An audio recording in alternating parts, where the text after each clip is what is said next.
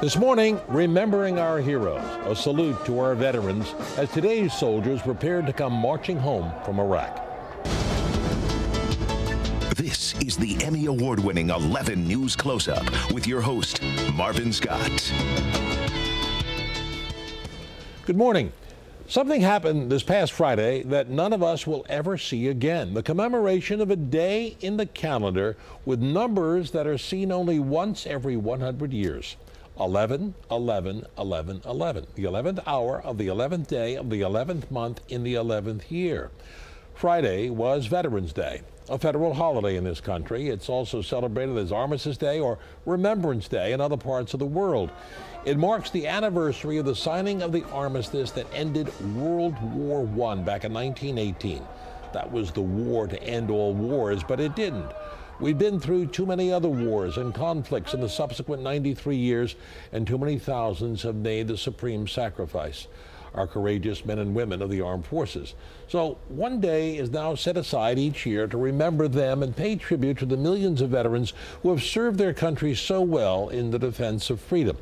This year's observance taking on added significance as the United States winds down its military operations in Iraq. The president has ordered all remaining troops out of the country by year's end.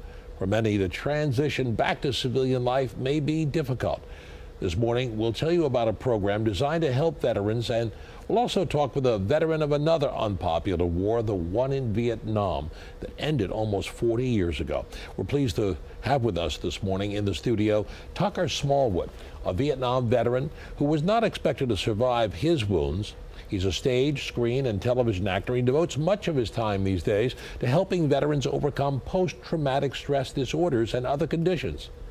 Tom Murphy is the director of the Human Resiliency Institute at Fordham University and author of the book Reclaiming the Sky.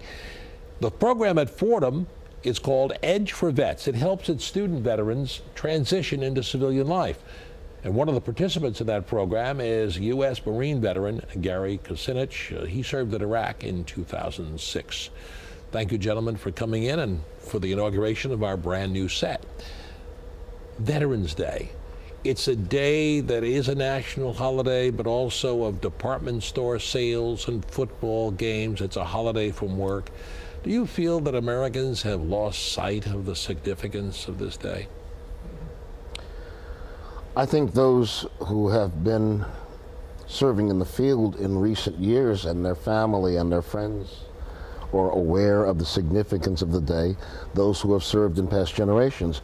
But I think by and large, America as a society is less involved on a day-to-day basis emotionally than at any time in my life.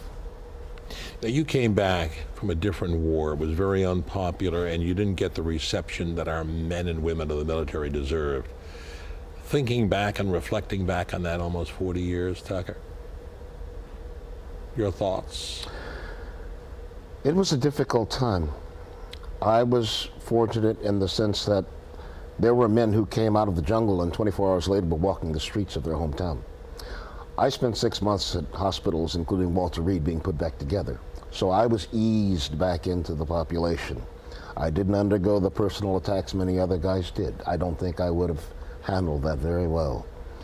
But over those years, the one thing that the Vietnam Veterans of America, which is an organization we formed, we were committed that never again would a generation of veterans abandon the next generation of veterans. And we have seen to it, and one of the things we've accomplished is to inform America, which they have embraced, that they do not have to blame the veteran or the warrior for the war.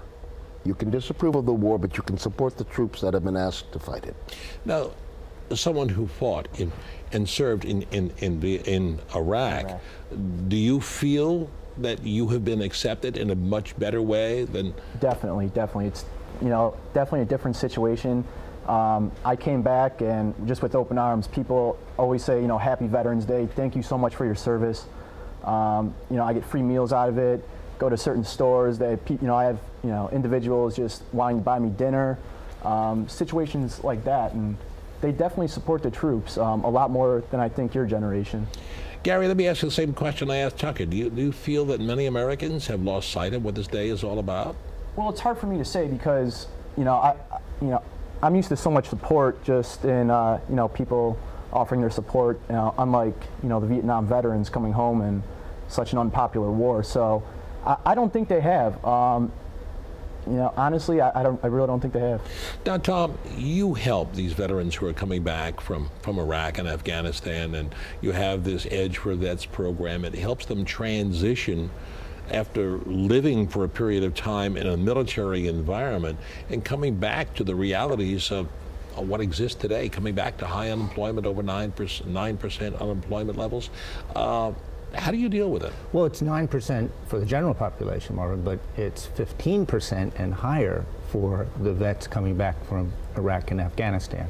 So they're coming back into a tough environment, certainly in terms of the economy.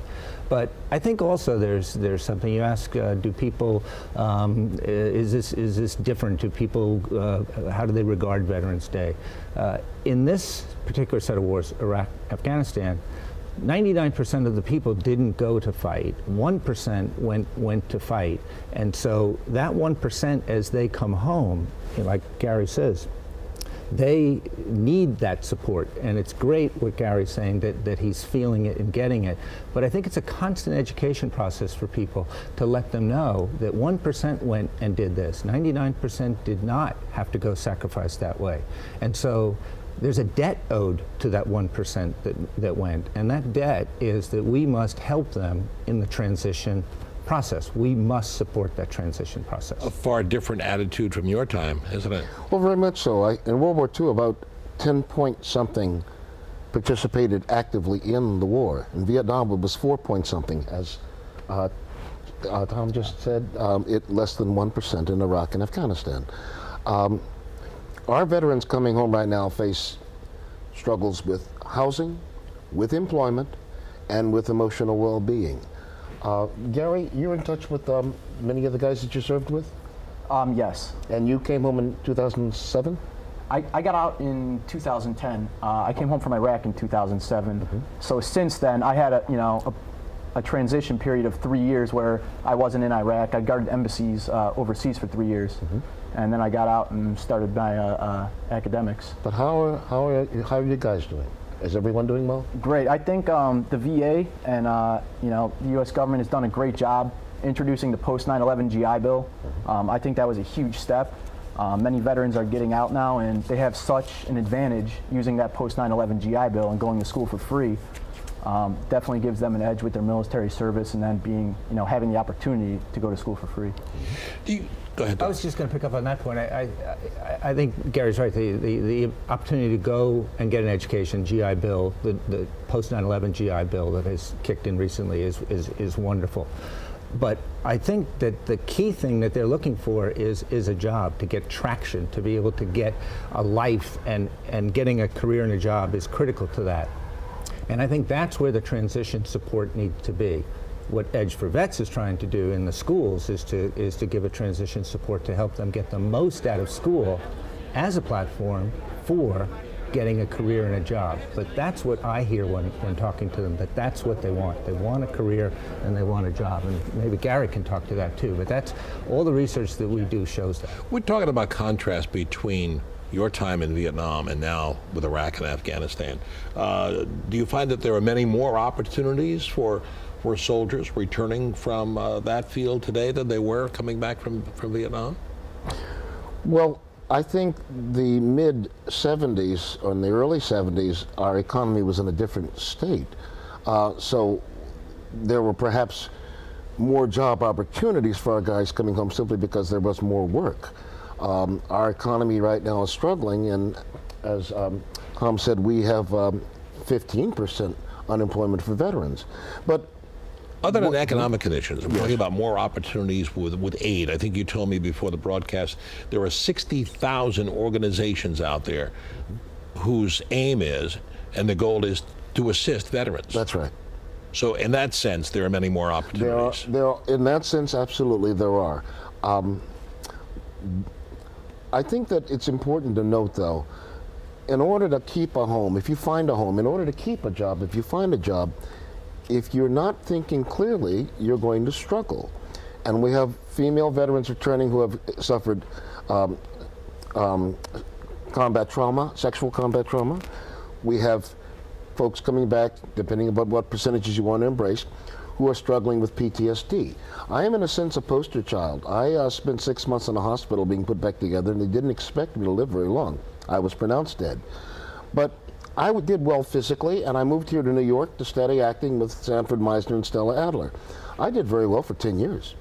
And then as the 80s began, I became depressed, I became self-destructive and morose and unhappy. And I didn't like myself very much, essentially because I had a wonderful life, and many people that I respected and cared about didn't get to come home. Tucker, we're going to hold, we'll take a break. Want to come back, find out more about, because there are so many veterans. We've had over 30,000 wounded in this war in Iraq, and many of them are coming back with the psychological wounds, and that's a lot what we're dealing with today. I want to talk about that in your program further, Tom, at Fordham University. Stay with us as PIX 11 News Close-Up continues.